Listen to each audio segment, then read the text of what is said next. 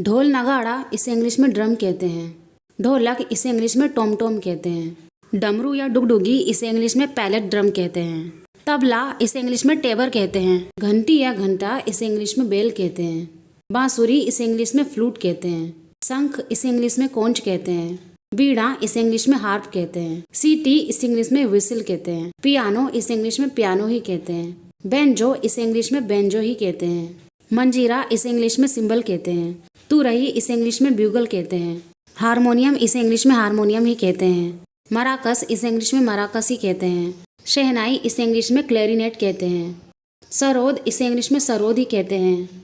सारंगी या बेला इसे इंग्लिश में वायलिन कहते हैं। गिटार इसे इंग्लिश में गिटार ही कहते हैं। सितार इसे इंग्लिश में सितार ही कहते हैं। सिंग या भोपू इसे इंग्लिश में हॉर्न कहते हैं। चंग या डफली इसे इंग्लिश में टैम्बरिन कहते हैं।